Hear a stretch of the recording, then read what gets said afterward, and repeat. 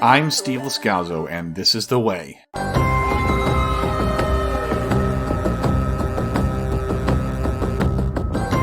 Welcome to This is The Way podcast's recap and discussion for Season 2, Episode 11 of Andor, a Star Wars Story, now streaming on Disney+. Who else knows is a question both the Empire and the Rebellion are asking themselves in the middle part of the final story arc, BBY-1. As a reminder, we're only talking about Episode 11 today. All episodes of Andor are now streaming. This is The Way podcast's first impressions podcasts are out for each of the 4 years in Season 2. 1, 2, 3, 4. If you want to listen to coverage of Season 1, you can go back and listen to This is The Way podcast episodes 91 to 104 back in 2022. When you finished watching episode 11 of season 2, you've seen about 7 hours and 44 minutes of Star Wars television in season 2, and there are only about 38 minutes left to go. On program. That means hands on head, eyes front, feet on the floor. Do it! Tony Gilroy is the showrunner and creator of Andor. He did write for the show, including on season 2, but for this arc, it's Tom Bissell grinding out the scripts. Primarily up to this point, Bissell was a journalist in his career and a video game story writer. His movie screenplay debut, The Disaster Artist, was based on a book he co-wrote of the same name. It's about the production process for what has been called the worst movie ever made, Tommy Wiseau's The Room. I did not hit her. It's not true. I did not hit her. I did not. Oh, hi, Mark. You can also check out Bissell's work in the Mosquito Coast series for Apple TV+. The director for his episodes 10, 11, and 12 is Alonso Ruiz Palacios. This is his first Star Wars project. Much of the crew he used worked on more than just his 3 episodes. The way I like to do things is talk about them the first time they work on a season, so when we cover a show, that first episode is usually a bit longer. We do more deep dives then. As the season goes on, I'll sometimes add in someone we left out for time. Sometimes you don't hear about hair and makeup or stunt coordinators until we've gotten a few episodes in. Executive producers don't usually get mentioned at all. I mean, their reward is the money. We're also not mentioning the best boy or key grip. Sometimes I mention additional voices. Yeah, if there's a performer in costume and it figures in a scene, they might earn a mention. Bottom line, if there's someone mentioned and you want to hear a little about them, you'll probably have to go to their first appearance in the credits for the season. I have to skip a lot at this point, so unless their season debut is here in episode 11, you're going to have to go back. Might I recommend starting with our first podcasts of season 2? Yeah, I admit it, that does help increase numbers for my episodes. I so appreciate the support. Returning from previous episodes in season 2, director of photography, production designer, music, original Andor themes, casting directors, visual effects supervisor, visual effects producer, costume design, hair and makeup, special creature effects, and the stunt coordinator. All are the same for episode 11 as they were for episodes 1 through 10. Editor for episode 11 and 12 is a returning name, but not from episode 10. Matthew Cannings edited season 1, episode 8, called Narkina 5, and then season 2, episode 4's Ever Been to Gorman. Disney Plus posts a runtime for the episodes in parentheses.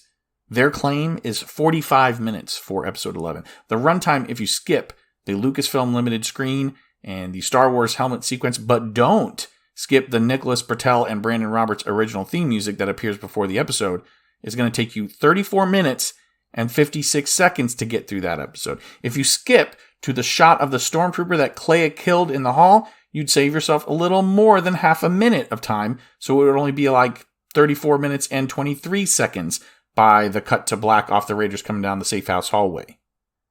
The thumbnail description available on the show's Disney Plus Episodes tab reads the same as the description on the show's episode page in Disney Plus. So if you've got it highlighted, you can see it reads, Cassian returns to Coruscant for one last extraction. You think anybody's listening? They do. Someone's out there. I mention main cast every episode recap and discussion, whether new or not, just like the showrunner, writer, and director. That I don't cut for time. Diego Luna is back as Cassian Andor, and the last episode was Luthen and Kleya heavy, so he didn't appear. Denise Goff was Supervisor Dedra Meero of the ISB. Alan Tudyk is back as the voice and performance artist for K2SO. Elizabeth Dulau is Kleya Barkey. Muhammad Bayer is Wilman Pak. Anton Lesser is Major Leo Partagaz, head of ISB operations on Coruscant. Duncan Powell is Ruscott Melshi. Alistair Petrie is General Davitz Draven. Jacob James Beswick is Supervisor Heert. Ben Mendelsohn is Director Orson Krennic, the man struggling to keep security breaches from costing him Imperial advancement in the eyes of the Emperor. Or worse. Be careful not to choke on your aspirations, Director. Now to the cast listings in the order of appearance section. Remember, our first appearance in Season 2 is going to merit a deeper look at their resume. But anyone already appearing gets skipped. There's just too many names. Nobody here gives their real name. Dr. Recklaw is Timothy Bentink. He's the one that Heert scares into submission with arrest. He has 119 additional crew resume listings on IMDb for things like ADR group work. There's recording session work in there for The Lord of the Rings, The Hobbit, The Chronicles of Narnia, Harry Potter, Pirates of the Caribbean, and a lot more. He was the voice of James Bond in The World Is Not Enough video game, along with several other video game voice work roles like Elden Ring, Warhammer 40k. He handled more than 30 voices on Star Wars The Old Republic, including droids 44ND and CR97. Then his acting work dates back to 1980. I mean, this guy, the first thing I recognized was the 1983 Pirates of Penzance movie, and that starred Kevin Kline and Angela Lansbury. Then he was on a 1997 episode of Casualty. We like to talk about that. And The Doctors, 9 episodes of that show, 8 in Season 8 as Ferdy Clark, and 1 in Season 13 as Philip Hillard. He's been in Fantastic Beasts, Doctor Who, on TV, EastEnders, Good Omens, Matilda the Musical on Netflix. He was Mr. Gilman on Ted Lasso, and he was John Betjeman in a 2019 Season 3 episode of The Crown. And then he was Porchy in Season 6, Episode 8. His IMDb page says he is best known for a BBC radio series called The Archers, which he's been on since 1982 and still is currently as David Archer. It says he's recorded 1,172 episodes. Amazing. The Sec Tech is Alexander Owen, and I think this is the guy who tries to name drop his cousin applying to the ISB to Heert. A bunch of BBC TV, leading to smaller roles on things like Jurassic World Dominion and the series 1899 and A Very Royal Scandal. Lieutenant Poyle is Tariq Jarrett. He is the assistant to Draven that talks about the evaluation flight plan that gets Cashin, Melshi, and K2 off Yavin. Primo Tech is Zora Bishop. She's the one trying to get the destroyed radio in Luthen's shop to work again. She's had video game voice work for things like Assassin's Creed, Jurassic World, Forza Horizon, and Diablo 4, and Final Fantasy XVI. The Final Fantasy franchise is something I'm familiar with. Oh, and she also worked on Star Wars Outlaws. She's got 2 episodes of Doctors, too, and 2 episodes of Netflix's The Sandman. Sergeant Benzie is Louis Martin, an episode of the kids show Hey Dougie back in 2016. And like Miss Bishop, he was in The Sandman as a guard. He's been in Matilda the Musical on Netflix and an episode of Secret Level that I noticed. Sergeant Gariel is Andrew Brooke, an episode of EastEnders, episode of The IT Crowd, the Robert Downey Jr. version of Sherlock as a guard, Doctors for an episode in 2010, Law & Order UK, Doctor Who, The Mummy with Tom Cruise, Midsummer Murders, and 10 episodes of the Agency series as the character called Grandpa. The pilot is David Stoller. I think he's the one that K2SO gets rid of on the troop transport. He had a role in 2012's Les Miserables. He was on EastEnders for an episode. Then the couple in the flat below the safe house. Old woman was Ingrid Evans, BBC TV dating back to the 70s, and old man was Robert Putt. Same as Ingrid, he was a police officer at the Old Bailey in A Fish Called Wanda, though. He's been on EastEnders, Midsummer Murders, Call the Midwife, Casualty, and Doctors. And now it's time to move on to the recap and discussion portion of our episode. He can go about his business. go about your business. Move along. Move along. Move along. The episode starts with a shot of one of Kleya's hospital kills on the ground. It's a stormtrooper, and it's night now, and Luthen is dead. The investigation has been ongoing at his shop. Now, there's an investigation at the hospital. The ISB has lost a suspect. Kleya's distraction caused a lot of destruction, and yes, Imperials were killed, but there may be innocents among the casualties. Slap charges, at least 6. 2 ISB drivers confirmed dead, 1 missing. Vehicles, obviously the guards, hospital staff. We're still waiting on numbers. There was a shift change in process, so I don't This think... is Supervisor Meero's security package. I want that underlined. Yes, sir. Supervisor Heert is making this abundantly clear to Attendant Joydali. All this? It's Meero's fault. The attackers. I was told there was a team of 3. That's the current thinking. Based on what? Scale of attack, advanced surveillance, no witnesses. This is all on Meero. That's all hers. But we're on the spit now, and the margin for error is 0. So that's twice in less than a minute. Remember, this is all Meero's fault. Since she's in custody for breaking protocol, it's all going to fall on her. From this point on, however, the noose is around their necks. Heert has closed the hospital doors to new patients. By Imperial standards, this is generous. Dr. Reclaw is the hospital admin and he's not happy, but Heert threatens him with arrest if he makes trouble. The doctor backs down. This is an ISB crime scene. If you're slowing me down, you're a suspect. Suspects need to be questioned. That means transport and custody. I'll have no choice. You've made your point. Make sure the doors stay locked. I need immediate access to your security logs. Meero drew a line for the doctor or nurse in the last episode in a similar way. She said, move the other patients off the 19th floor because you don't want us doing it for you. This is the way the Empire works. Intimidation. They're not above doing it to their own. We go from the hospital to an ISB interrogation room. We've seen it before when Cyril was questioned. Who else knows? About what? Is the urgency of the situation not palpable? All I have been told is that Supervisor Young is dead. Is that why I'm here? For the murder of an ISB clerk? Has my reputation slid so precipitously? ISB clerk? Strange pronunciation there from Mendelsohn. Director Krennic is in crisis mode, and it is quite entertaining. He knows how precarious a position they all are. He's got Dedra hoping with every fiber of her being that Krennic doesn't know what's going on, but he knows.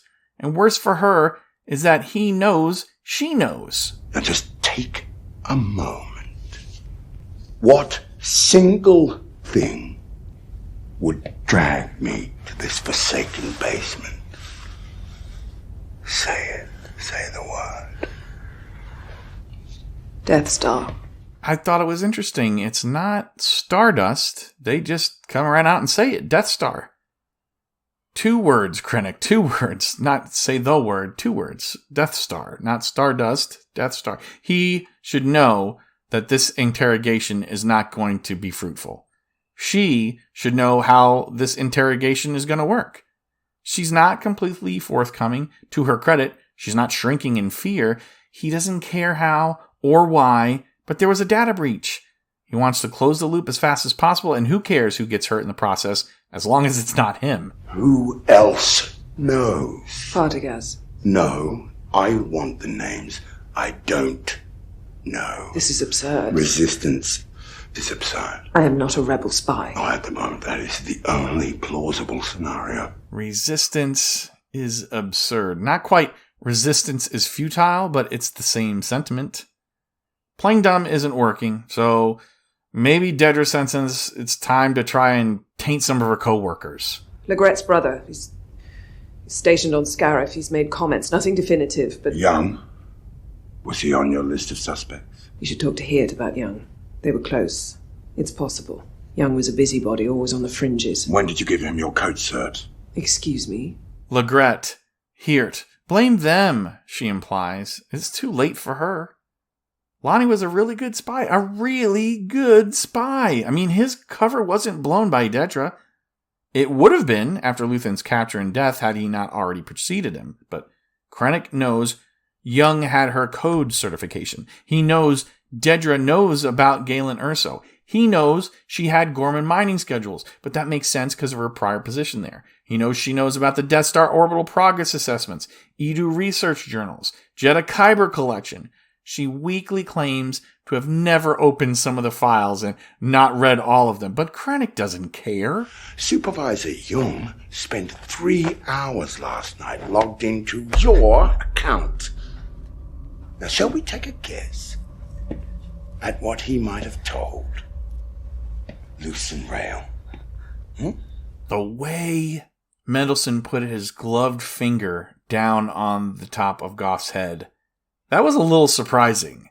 It almost evokes a Death Star firing on a planet, right? His finger going right in the top of her skull. The Empire does not suffer fools, and her quest, like Cyril's, to find Andor, costs her everything she's built. She's reduced to whining. I was only ever searching for axes. I had to be a scavenger. The ISB tortured and killed a suspect she thinks could have led them to Luthen sooner. How does one balance such passionate competency with the mindless decision to confront Luthen Rael on your own? If you're not a rebel spy, you missed your calling. But what a great summation. Top-notch writing is really the bottom line here. She made the claim to Heert. She wasn't seeking glory, but had that been true, the rebellion would have come down. She is right. She had to find that information, and she might have been the only one passionate enough to dig for it. It wasn't her job, though, and had she played things differently, she may have actually helped catch Axis. The culture set up in the ISB is what allowed this to happen, but something like this, even something like this, won't change the culture. Dedra has one last piece of information she's saving, but she offers it either too late or at an inopportune time. She offers up Luthen's assistant. Either Krennic already knows, will soon know after this interruption, or it's too little too late for her. We're done here. Whatever Jung told Rael, she knows too.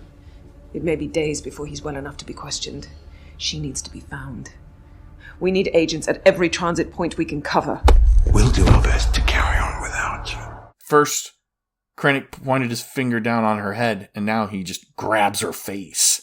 He's physically violent, intimidating, he's frustrated, angry, and maybe a little scared his secrets are going to get out. As worried as the rebellion has been about the secrecy of Yavin, the Empire does not want to reveal the vulnerability of its own secret. Dedra is the reason the rebels are going to get away with this. I want to see coverage of the outside entrance area. That's gone, yeah. Blown out. Have you got a second choice? A concentrated care unit. Roll back 1 hour. That we can do. My cousin actually has an application in with the ISB. Then I'll only have to tell you once to shut up and get busy. The interaction with the security footage technician provides a lighter moment. The tech has been in this bunker while everything's been happening. Seems a little socially awkward. He even mentions a cousin with an application in for the ISB. Before they find footage, we cut away to Kleya trying to break open a wall in the safe house to find something hidden inside.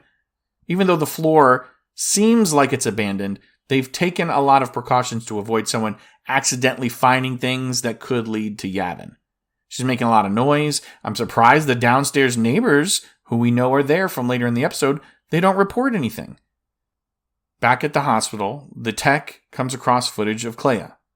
Heert wants to find out who did it. If he had Dedra by his side right now, she might have recognized Kleya and gotten things moving quicker.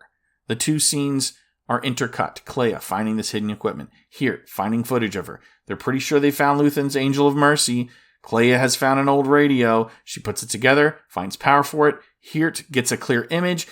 It is not a team of 3. There's no team. It's only her.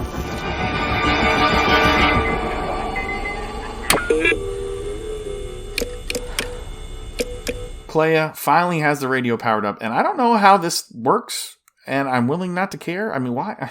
I don't know why. It's because it's Star Wars. I mean, does it matter really how it works? I mean, I guess it doesn't, because they never really try and explain how it works, but it's not radio waves going planet to planet. It's got to use like hyperspace frequencies or something. But you know what? I'm not going to try and figure it out, because it's just a mistake to do that. What message can she possibly send this way? Is it Morse code? Maybe. I thought maybe SOS at first, but her tapping sounded more like SIT.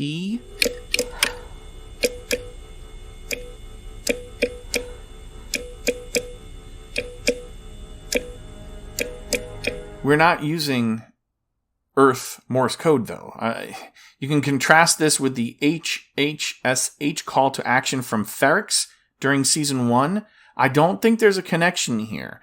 HHSH wouldn't be in-universe. It would be what we use. I don't even know if they have Star Wars Galaxy Morse code.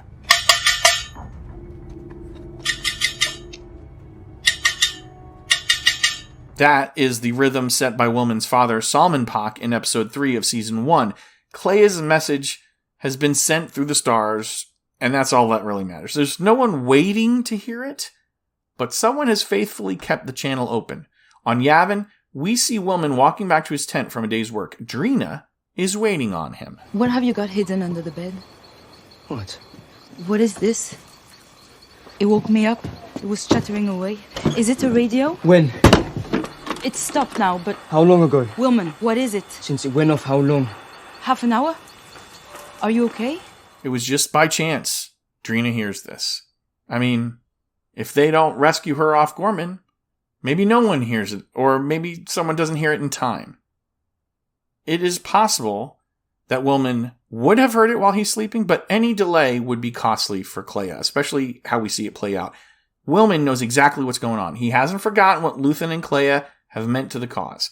He's been a true believer almost from the start. We never got to see the recruitment pitch from Luthen for him, but I imagine Luthen played the father figure to him. And I'll be honest, I never really liked Wilman. The way he's been written to play a part in this way, I had to reevaluate. His vigilance may be one of the most important things to saving the galaxy. So many small parts have to come together time and time again. Kleya would never make it off Coruscant. I mean, she's tortured and dead, and the Empire might have found out about the Rebel base much sooner. Too soon, maybe? 10/10s. That's an unusual risk. Your play? Even discounting the volume of Revnog ingested, the chances of you making a bid of that scale are not statistically measurable. Be careful. He's trying to droid you. Droid him? Play! Melshi has never risked this much with so little on the board. Humans, Kay. You never know what they're going to do. Deal with it. Wilman heads for Cashin with the radio. He'll know what to do. Something I noticed is that Drina doesn't come with him. So, is she afraid of K2SO? I mean, some of her dear friends on Gorman died because of this KX unit. Maybe that's why she doesn't accompany him to Cashin's apartment or house. Cashin's playing Ryanza with Melshi and K2SO. This is a made-up game, and that's its name. Information about it was posted on the StarWars.com website in a Secrets from the Set of Andor Season 2 Week 4 trivia article. That article does not divulge any information about the planets from last episode, except confirming that the planet of the bombing was Naboo. But we knew that anyways. It's interesting how games of chance don't prevent a human from beating a computer, or in this case, a droid. Now, I play poker sometimes. And if you only ever go the statistical route, someone can still hit a one-outer. So you can make the right statistical call and still lose. But not in this case. K2 is accusing them of colluding and cheating. That, to me, says they've done that before. It wouldn't be logical for him to suggest otherwise if he didn't have experience. So it's a lighthearted moment, and we know it's about to be interrupted by a crucial mission. You don't have any 10s left, do you? It would be sad if the two of you were conspiring again. Play! This is your last chance to recall your wager. Play! What's up? The next camera shot is Heert walking late at night to a meeting at ISB headquarters. It's just 3 people in the room. Heert, Partagaz, and Orson Krennic. There's a hollow image of Kleya and Heert, and what do we do with this? Krennic starts by reminding this ISB nobody he doesn't know his name. What's your name again? Heert. Supervisor Heert. You will put this image out as wide and deep and far as it takes until we find her. Is there anything more humiliating? Heert has been competing with Meero, and maybe he should be glad Krennic doesn't know his name. He knows Meero's name, not that that helps her. Heert has not been read into the big secret, so he doesn't know the danger. You'll search every comm and transit point. There will be no horizon to the scope of your inquiry, nor will there be any limit to your effort. Krennic's not going to clue this guy in. Partagaz isn't helping him out. And he wants to do the job. I don't know if knowing why would help him, though. It's possible he thinks Krennic is exaggerating. Like, after all, Meero's in prison, not executed, so it can't be that bad, right? Failure will earn you a place in the ever-lengthening ISB death march, are we clear? Heert wants to know what the charge is. Sedition? Murder? Both? Partagaz comes up with diseased and contagious. It feels like this was on the fly, and maybe this choice ultimately contributes to the failure of this operation. Heert is sent to work right away, spreading the lie, catch the threat. After he leaves, Mendelsohn and Lesser have an amazing scene. It may be my favorite of the episode. Death Star. What a prescient turn of phrase. I can't protect you, Leo. You were supposed to be ready by now. You sound like Tarkin. It's a miracle we've kept it quiet this long. We're moments away. Days! A few more tests. We're there. Save the sermon for Palpatine. Save the sermon for Palpatine. It's almost a Star Wars FU, isn't it? These two know each other.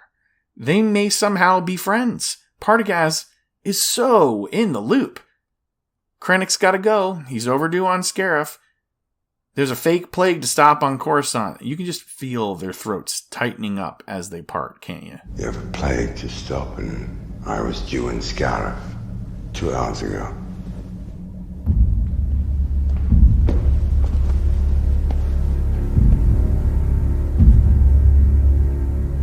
Best of luck to us both. Such a great scene. The next one is Cashin, K2, Ruscott, Melshi, and Wilman Pak all around the receiver waiting to see if there's another transmission. K2 points out the base-wide restriction on unauthorized transmission, and that's there for a reason. Cashin and Will are arguing, was this really a signal or not? Will didn't hear it. It was Drina. He can't verify it. K2 is questioning whether it's wise to reach out the other way. Who are we hiding from? I realize this is a question, but is there a question you are willing to answer? Okay, right now, we're hiding from everyone.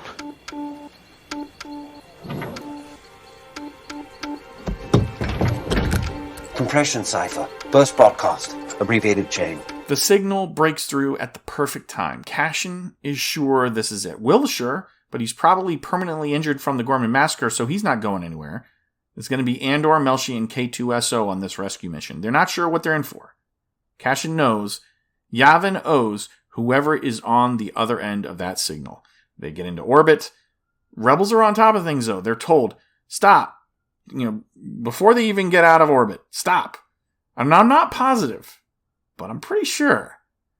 The voice that we hear telling them to turn around is Tony Gilroy. Yavin Tower, you have not been authorized to leave the base. You need to stand down and return immediately. Sure does sound like Gilroy from the interviews I've seen, and it sure does feel like the sass K2 is giving Cashin is the same kind of sass that he gives in Rogue One. You are hearing that, aren't you? Turn it off. I've been counting the orders we've disobeyed so far. Would you like to know how many? No. 17. Active disregard of standing common orders. Hey. Direct power restrictions. This is not 80. Come on!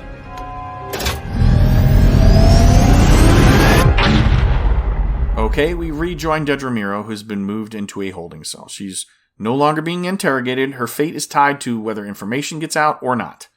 Heert, the man who arrested her, comes knocking for a favor.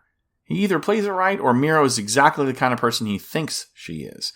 Meero has resigned herself to her fate for the moment. She has to rely on others, and she most definitely doesn't like that. She calls Lonnie Young a friend of Heert, and he says, well, we were never friends. I know the feeling. We need to find her. I'm sure there's an open cell down here for you. Heert now knows that Luthen's assistant killed him. He just doesn't know all the particulars. I wonder why Partagaz took Meero off the Axis case. She clearly has the passion for it. It had to be her early failures. I just don't know why he wouldn't just allow her to fail and then die for it. Heert is missing crucial pieces of information, but Meero is wary, and he needs to find some way to incentivize her help. Why is this a Krennic project? Why is it so important? Is this a test? What? No. I came for advice. Why would I do that? As it stands, you're going nowhere. A quick solve might work wonders. And there it is. Even Imperials need a glimmer of hope. She has to wrestle a moment with herself. She gets this piece of information, she's losing the glory. But she really already has lost it, and maybe, just maybe, there's freedom at the end of this rope. Even with Krennic in the room, she was withholding information. Here now, she knows. There's nothing left for me. Go back. Pull the old Axis files.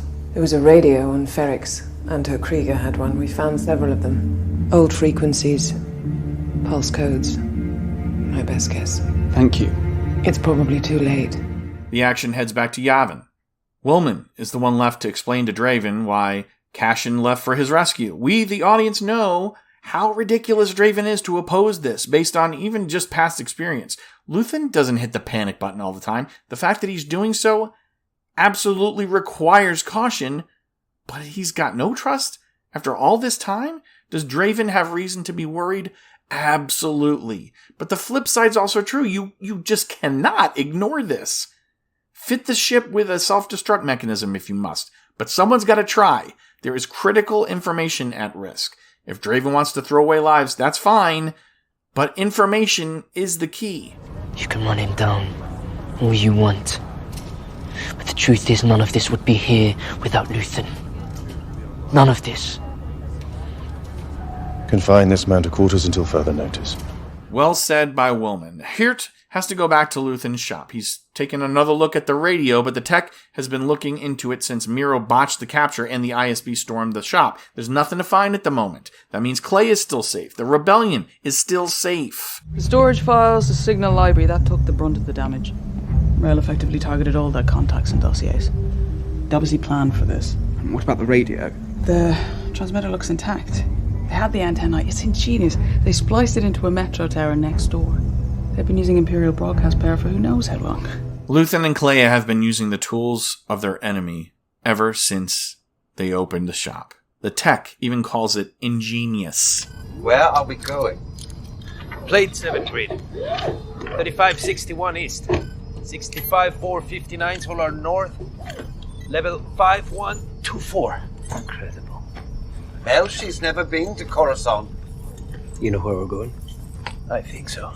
Meanwhile, the rescue is still on, and that was a lot of word salad there, Star Warsy speak if there ever was. Melchi's amazed at the planet-sized cityscape covering the planet. Anyone would be, of course, if this was their first time seeing it. There's a bigger takeaway, of course. K2 has been here, and he remembers being here. I've been to Coruscant. I was in a parade there once. 200 KX units. The Emperor was there. Sorry, I missed that.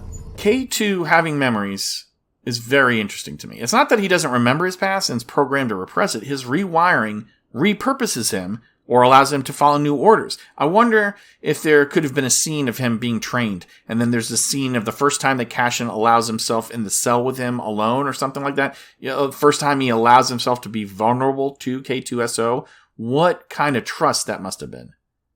Speaking of, Kleya is running out of patience. She's safe right now, but she doesn't know help's on the way.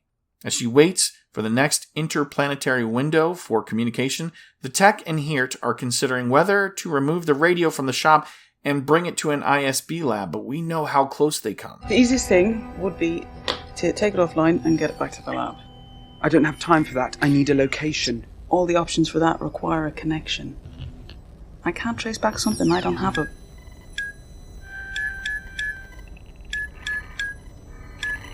So much of this universe and the stories that we see are based on timing, either inconvenient or the most convenient. It's in the Empire's favor here as Kleya starts tapping out a pulse code at an inopportune time for her, quite opportune for Heert and Partagaz. Good news, sir. We have a promising location here in Coruscant. Have you spoken to Tactical? They're deploying a team as we speak. I'll oversee the operation personally. We'll be following closely. Sir. They'll pick you up out front. Now, the tactical team is all they've got, because the cover story is this citywide and planet-wide bolo for this infectious disease patient that has escaped. The way the Empire usually works, why didn't they just nuke this part of the planet? I mean, I guess you can't. There's just so many people and so many casualties, but you could have called it a terrorist act.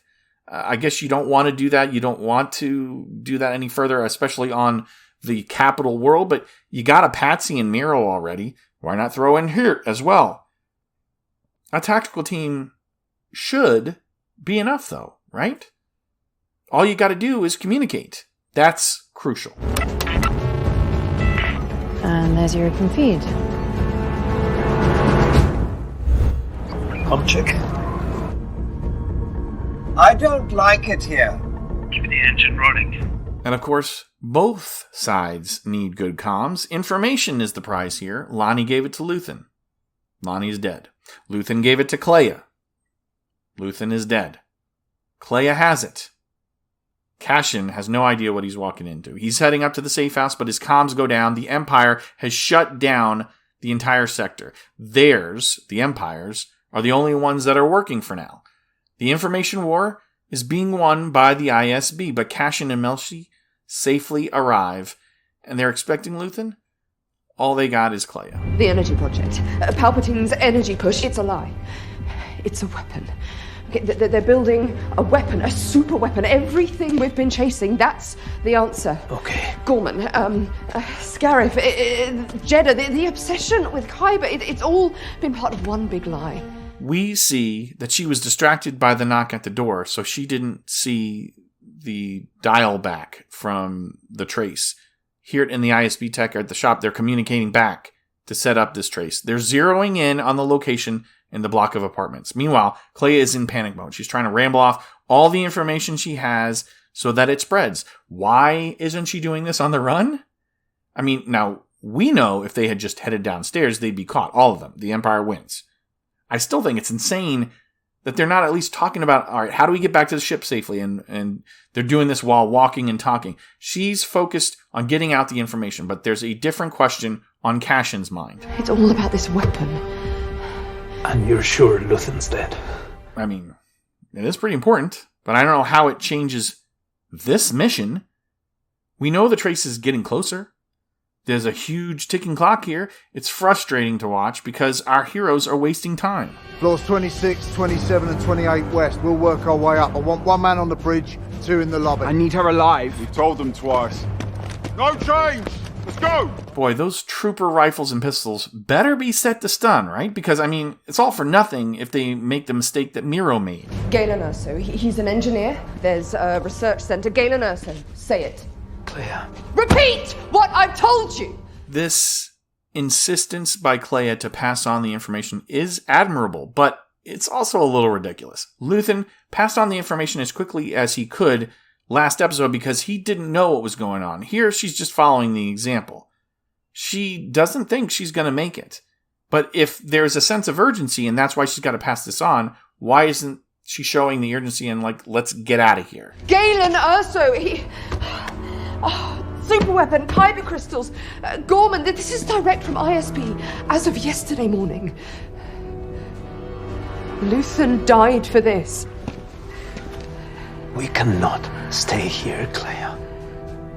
And go away. So, I've usually been pretty critical of writing that I think is substandard. And the only reason I can think that I'm giving this writing a pass here is because maybe it does make sense that she is panicked.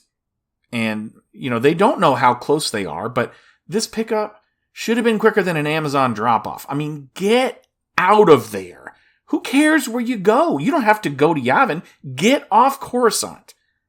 I guess what bothers me is that she's always been the one that's so focused. So seeing her in panic mode feels out of place here. She's not a droid, I know that. The only reason this makes any sense is because we saw how important he was to her in the flashbacks last episode. Oh, I know about Yavin. I know all about it. I know what they think of Luthen.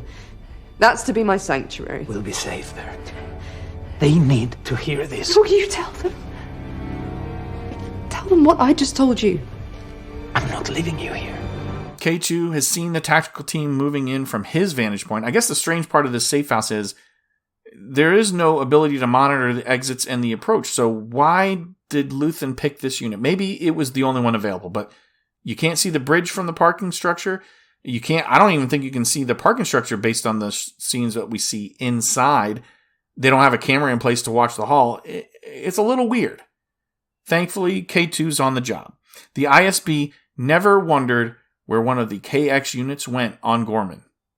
It seems like a pretty expensive weapon to misplace there, but who knows what condition Gorman is in. They had no way of knowing that one of these KX units were going to be working against them, and it turns out to be marvelous. This is TAC 2C over by the bridge. Did we request an enforcement droid? Sorry, repeat please. Not that I'm aware. Are you with us? No. The tactical team is still on the hunt, and they come to the end of the hall on 26. One floor below. Why don't they just enter this couple's apartment, kill them because they're old, and then blast their way up?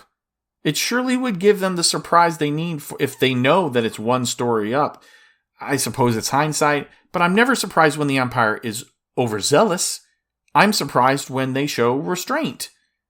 Kleya she's hung up on the wrong things. You left us anyway. You left us behind. I made a choice. I made the right choice. No one can do this alone. He knew that. He just couldn't swallow his pride. Kleya won't stand for that. It's a slight against her father figure, sure. It's also not the truth, though. Kleya gets angry. Thank goodness he stayed. He stayed for this very reason. The galaxy that we saw rebel in A New Hope and Empire Strikes Back and Return of the Jedi, they do not record the sacrifices of Lonnie Young and Luthen Rael. We know she should be trying to get to Yavin, and she should be the one to tell the rebellion herself, but she's done what Luthen told her to do. She passed it on, and now she demands. Cassian, you gotta do the same. You owe him that.